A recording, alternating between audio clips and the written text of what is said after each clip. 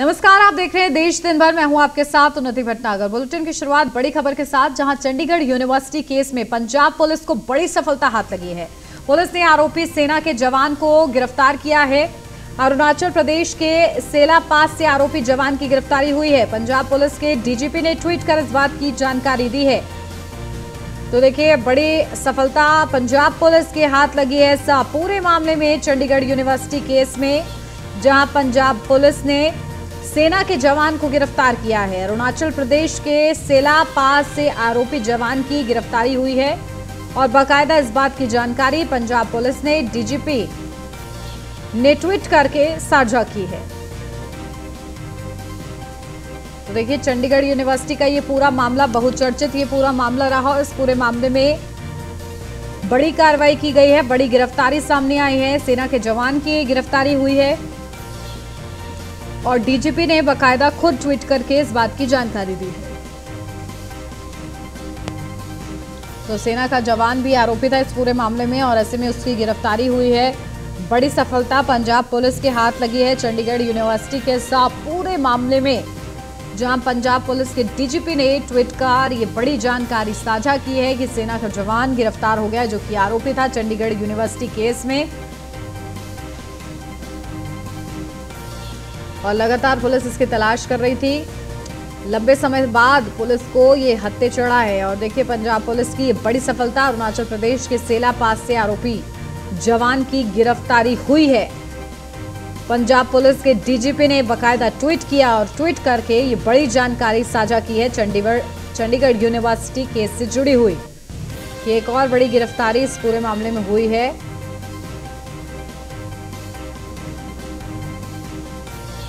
और पुलिस ने आरोपी सेना के जवान को गिरफ्तार कर लिया है।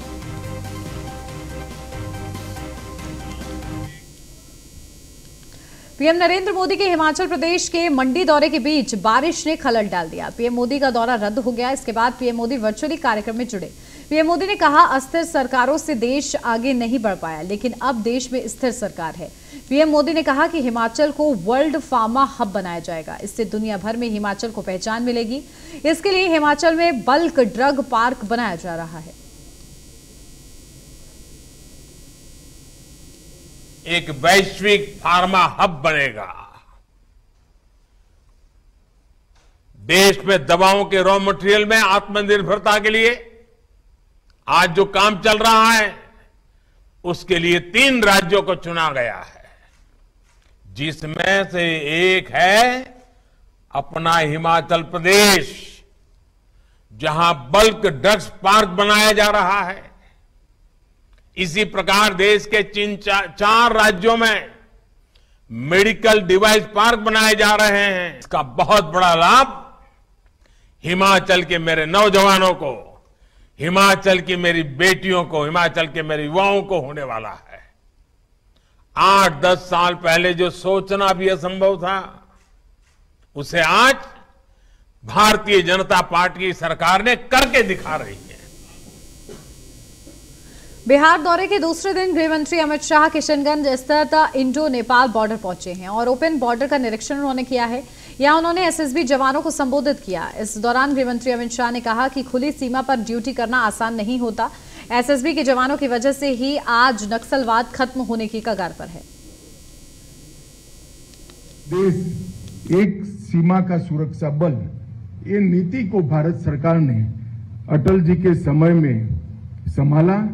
तब भारत नेपाल और भारत भूटान, जो मैत्रीपूर्ण देश है, खुली सीमा है, उसकी रक्षा की जिम्मेदारी एसएसबी को दी है। एक दृष्टि से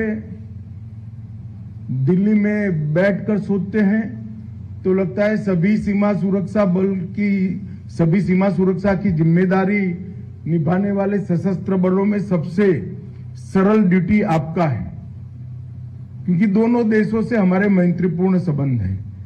मगर जब बॉर्डर पर 0 पॉइंट पर आकर देखते हैं या आपके डीजीपी साहब जब मिलने आते हैं, तब मालूम पड़ता है कि सबसे कठिन ड्यूटी आपका है, क्योंकि यहाँ तार नहीं लगा है, यहाँ बाड़ नहीं लगी है। केंद्रीय गृह मंत्री अमित शाह की बिहार के किशनगंज में हुई बीजेपी नेता की बैठक में शामिल होने के लिए जा रहे गिरिराज सिंह को सुरक्षाकर्मियों ने गेट पर रोक दिया। इस पर केंद्रीय मंत्री गिरिराज आग बबूला हो गए और सुरक्षाकर्मियों पर बरस पड़े। बाद में नाराज होकर वे सर्किट हाउस लौट गए।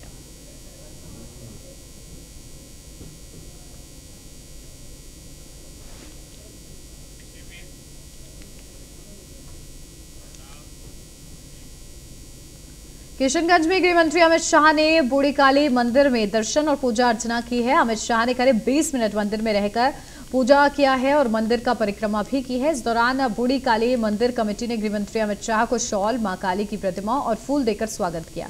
गृह मंत्री अमित शाह पंडितों का आशीर्वाद देने के बाद शाह मंदिर से निकल गए। अमित शाह के साथ बिहार बीजेपी के अध्यक्ष संजय जायसवाल, नेता प्रतिपक्ष विजय सिन्हा समेत बीजेपी के कई नेता मौजूद रहे।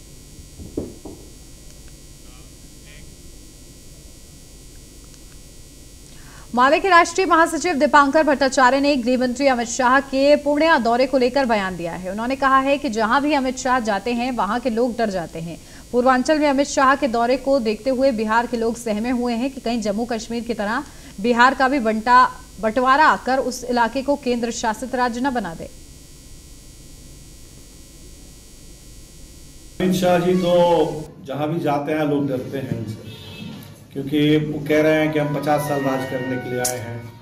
नड्डा साहब हैं भाजपा के राष्ट्रीय अध्यक्ष, वो कहते हैं कि देश में और कहीं कोई पार्टी नहीं रह जाएगी, हम अकेले राज करेंगे देश में। बिहार की एक बहुत पुरानी मांग है, बहुत दिनों से मांग है कि हमें विशेष राज्य का दर्जा मिले। देश में एक विशेष राज्य हुआ करता था, उस राज्य का नाम है जम्मू कश्मीर, जिसको संविधान में 370 एक विशेष धारा उसके लिए बनी हुई थी। और उस विशेष राज्य के साथ भारतीय जनता पार्टी ने जो काम किया, उस 370। पटना में शिक्षा विभाग में बैठक के बाद पदाधिकारियों को निर्देश दिया कि शिक्षकों के खाली पदों को जल्द भरें। जहां शिक्षकों की कमी है वहां शिक्षकों की जल्द बहाली हो, ताकि छात्र छात्राओं के पठन पाठन में कोई दिक्कत ना हो। तो वहीं उन्होंने कहा कि बिहार स्टूडेंट क्रेडिट कार्ड योजना की शुरुआत की गई, ताकि छात्र छात्राओं को आगे की पढ़ाई करने में किसी प्रकार की दिक्कत ना हो। इस योजना का क्रियान्वयन बेहतर ढंग से कराएं और छात्र छात्राओं के बीच इसका प्रचार प्रसार भी कराएं, ताकि योजना में तेजी आए और विद्यार्थी इस योजना का लाभ उठा सकें।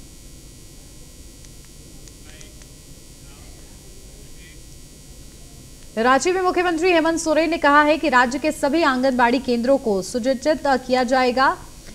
वहां बिजली, पानी और शौचालय सहित सभी मूलभूत सुविधाएं उपलब्ध कराई जाएंगी। उन्होंने कहा है कि संसाधन जुटाए जा रहे हैं ताकि सभी सेविका और सहायिका को बोनस दिया जा सके। तो वहीं हेमंत सोरेन ने पुरानी पेंशन स्कीम लागू किए जाने को कर्मियों के हित में बड़ा कदम बताया है। उन्होंने कहा है कि हमने झारखंड में कर्मियों के हित में ये फैसला किया है। अब दूसरे राज्य के सरकारी कर्मी भी इस मांग को उठा रहे हैं। उन्होंने कहा है कि सरकारी कर्मियों के लिए रिटायरमेंट के बाद पेंशन सबसे बड़ा सहारा होता है। यह उनके बुढ़ापे की लाठी होती है। ऐसे में वे पूरे मान सम्मान के साथ जीवन यापन कर सके।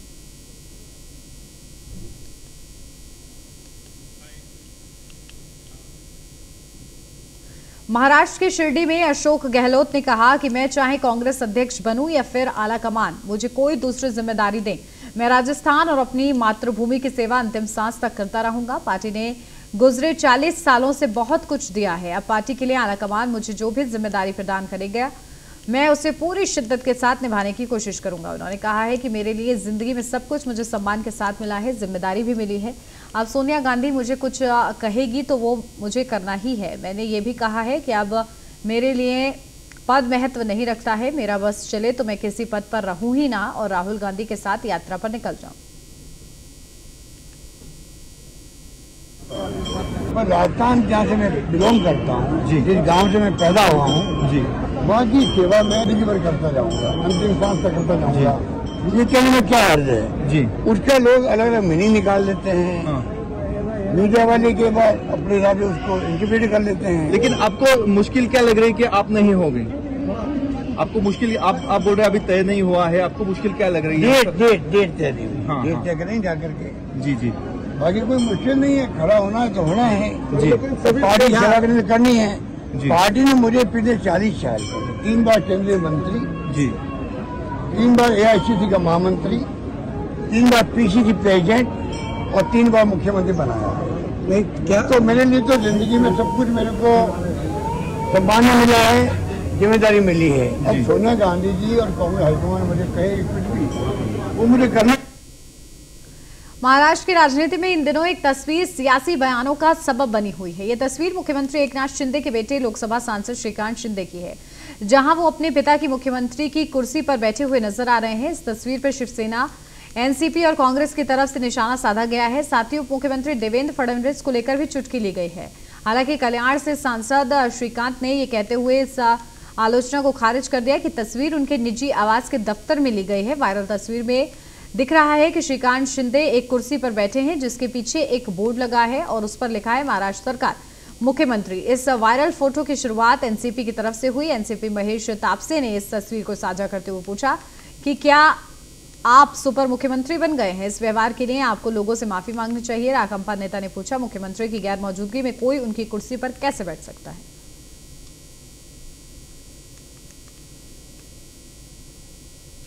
महाराष्ट्र विधानसभा का शीतकालीन सत्र 19 दिसंबर से शुरू होगा। विधानसभा का शीतकालीन सत्र नागपुर में होगा। 2019 भी शीतकालीन सत्र नागपुर में आयोजित किया गया था। इसके बाद नागपुर में कोरोना संकट और उद्धव ठाकरे की तबियत के चलते 2 साल तक शीतकालीन सत्र नहीं हो सका। तैयारी को लेकर नागपुर पहुंचे विधान परिषद अध्यक्ष राहुल नार्वेकर से खास बातचीत की हमारे संवाददाता धवल घोलप ने। परंपरा जो होती है शीत सत्र की, वो होने की संभावना क्या लगती है? 19 दिसंबर से लेके विंटर सेशन जो है महाराष्ट्र विधिमंडल का, वो प्रस्तावित है और ये सेशन नागपुर में होने वाला है। इसलिए इस सेशन की पूर्व तैयारी 2-2.5 साल से आज विधान भवन में कोई भी कार्य नहीं हुआ है नागपुर के। साथ ही एमएलए हॉस्टल्स की परिस्थिति का पूरा एस्टिमेट लेने के लिए आज यहाँ पे हमने ये दौरा किया है। संबंधित अधिकारियों के साथ बैठक ली है। बैठक में क्या अपेक्षित है उसकी सूचना दी है और मुझे पूरा विश्वास दिलाया गया है कि 19 दिसंबर के पहले पूर्व तैयारी अधिवेशन को लेकर होगी और रेनोवेशन का जो काम है, मरम्मत का जो काम है, जो इंफ्रास्ट्रक्चर बिल्डिंग का काम है, गैजेट सब दुरुस्त होने का जो काम है, वो पूरा 19 दिसंबर के पहले पूरा किया जाएगा। ये थे राहुल नार्वेकर जी हमारे साथ। और जैसा कि आपने देखा 19 दिसंबर के पहले पूर्व तैयारी के लिए जो है तो पूरा काम किया जाएगा, ऐसा भी राहुल नार्वेकर जी ने कहा है। जर्नलिस्ट श्याम देशकर के साथ दौड़ न्यूज़ इंडिया। महाराष्ट्र सरकार ने प्रदेश में रह रहे मुस्लिम समुदाय की आर्थिक और शैक्षणिक विकास की स्थिति का जायजा लेने के लिए सर्वे कराने का फैसला किया है। महाराष्ट्र के कृषि मंत्री अब्दुल सत्तार ने कहा है कि मुस्लिम समुदाय के हित को ध्यान में रखते हुए ये बड़ा फैसला सरकार ने लिया है।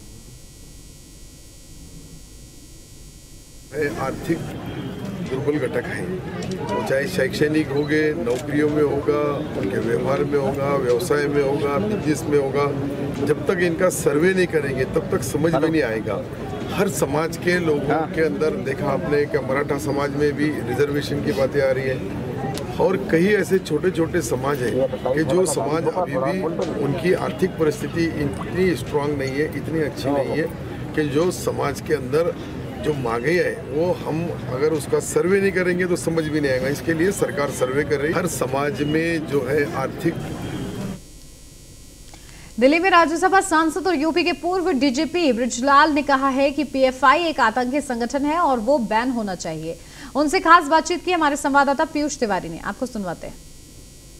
देश के अलग अलग इलाकों में पीएफआई के ठिकानों पर लगातार छापेमारियां हो रही है। पहले करीब 12 से 13 राज्यों में छापेमारी हुई। आज भी कई जगहों पे पीएफआई को लेकर छापेमारी हो रही है। हमारे साथ बातचीत करने के लिए उत्तर प्रदेश से राज्यसभा सांसद और उत्तर प्रदेश के पूर्व डीजीपी बृजलाल जी हैं। सर, किस तरीके से इस पूरे कार्रवाई को देखते हैं पीएफआई? क्योंकि अगर हम बात करें तो ईडी ने यह भी खुलासा किया है कि प्रधानमंत्री को भी निशाना बनाने की साजिश रची गई थी बिहार में, और एक तरफ ये खुलासा होता है, दूसरी तरफ पाकिस्तान जिंदाबाद तक के नारे लगाने का आरोप जब जारी होती है तो लगता है पीएफआई के सदस्यों पर। बिल्कुल, ये पहली बार एक समन्वित कार्रवाई हुई है पूरे देश में, जिसमें ईडी और एनआईए ने लगातार छापे मारे हैं, गिरफ्तारियां हुई हैं, रिमांड पर लिया जा रहा है, पूछताछ हो रही है और तमाम जो विदेशी फंडिंग होती थी देश विरोधी गतिविधियों के लिए, उसका बड़े पैमाने पर पर्दाफाश हुआ है। ये पीएफआई आतंकवादी संगठन है। ये सिम्मी का दूसरा रूप है। ये जो है खुलासा हुआ है और ये बहुत बड़ा आतंकवादी संगठन है और पहली बार ये समन्वित कार्रवाई हुई है और ये कार्रवाई जैसी चल रही है जैसे हम लोगों ने और आतंकवादी संगठनों का जड़ समूल से मिटा दिया है, उसी तरह से इस सरकार में इस पीएफआई का भी वही हाल होगा जो अन्य आतंकवादी संगठनों का हुआ है। सर, आज भी वेस्ट यूपी की बात करें तो कई सदस्यों की गिरफ्तारी हुई है और ये आरोप लगे हैं कि 2047 तक ये लोग इस्लामिक राष्ट्र बनाने का सपना देख रहे थे। पहले भी बिहार में ऐसे आरोप लगे थे जिसमें आतंकी बुकलेट निकल कर सामने आई थी जिसमें यही बात का जिक्र था। आज भी कई गिरफ्तारियाँ हुई हैं। आपको लगता है कि ऐसा वक्त आ गया है जब पीएफआई जैसे ऐसे जिस पर इतने गंभीर आरोप लग रहे हैं उस संगठन को ही पूरी तरीके से बैन कर देना चाहिए?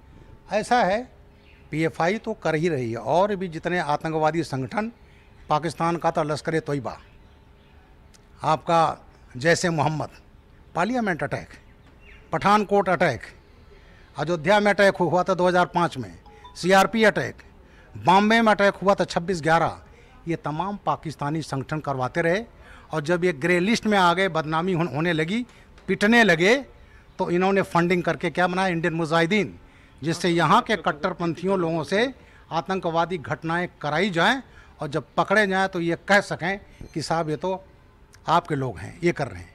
उस पर जब इंडियन मुजाहिदीन का यूपीए सरकार में खुलेआम ब्लास्ट करते थे और अखिलेश सरकार ने तो उनके मुकदमे 14 एक ही दिन 2013 में वापस लिए थे। कांग्रेस सरकार ने 26/11 को कहा था ये तो आरएसएस की साजिश है। तो ऐसी घटना जिसने 170 26/11 मुंबई मारे गए थे उसमें कांग्रेस ने टर्न दिया था और एक शब्द दिया था भगवा आतंकवाद। अब मोदी सरकार है, मजबूत सरकार है और इस सरकार में दम ऐसा है जो ऐसी कदम उठाए जा रहे हैं। आखिरी सवाल रहेगा सर, समाजवादी पार्टी से सांसद है शफीकुर रहमान बर्क, अक्सर विवादित बयान देते रहते हैं। उन्होंने कहा कि पीएफआई मुसलमानों की मसीहा है और सरकार जानबूझकर इसे परेशान कर रही है। ऐसा वो शफीकुर रहमान बर्क जिनको वंदे मातरम से नफरत है, पार्लियामेंट से वॉकआउट करते हैं, तो वो पार्टी जो सीधा सीधा आतंकवादियों के साथ खड़े रहेगी वो पीएफआई को तो कहेगी वो लोग संत हैं, साधु हैं। तो इसलिए अब्दुल रहमान बर्क की जो बयान दिया है उन पर कार्रवाई होनी चाहिए और ये हमें उनकी जो बर्कब है वो मुझे अप्रत्याशित नहीं लगता है। धन्यवाद। तो ये थे हमारे साथ राज्यसभा सांसद बृजलाल जी, जिनका साफ तौर पे कहना है कि शफीकुर रहमान ने जो बयान दिया है निश्चित तौर पे ऐसे बयानों पर कार्रवाई भी होनी चाहिए। विजयेंद्र राम त्रिपाठी के साथ पीयूष तिवारी। सीएम धामी के आदेशों पर नैनीताल जिला प्रशासन की बड़ी कार्रवाई देखने को मिली, जहां नैनीताल मुक्तेश्वर इलाके में बने 5 रिजॉर्ट सीज हुए हैं। जिलाधिकारी धीरज गबराल के आदेशों पर सीज की कार्रवाई की गई है। दानाचुली नैनीताल में 5 गेस्ट हाउस रिजॉर्ट सील कर दिए गए हैं। तो देखिए बड़ी कार्रवाई की गई है नैनीताल मुक्तेश्वर ब्लॉक में, जहां जिलाधिकारी धीरज गबराल के आदेशों पर सीज की कार्रवाई की गई है। और चलिए सीधा अपडेट लेते हैं, हमारे विशेष संवाददाता सुदीप जैन हमारे साथ जुड़ गए। सुदीप, क्या जानकारी मिल रही है? देखिए किस तरीके से 5 गेस्ट हाउस बताया जा रहा है, गेस्ट हाउस और रिजॉर्ट सील किए गए हैं, बड़ी कार्रवाई हुई है, क्या जानकारी?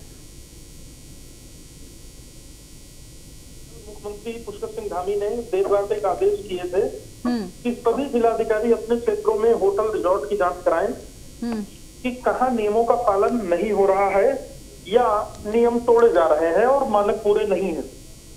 इसी क्रम में कार्रवाई करते हुए आज जो नैनीताल के जिलाधिकारी हैं धीरज गबरियाल, उन्होंने 5 होटल रिजॉर्ट को जो दानाचूनी इलाके में स्थित है मुक्तेश्वर तहसील में, उनको सील करवा दिया है सीधे।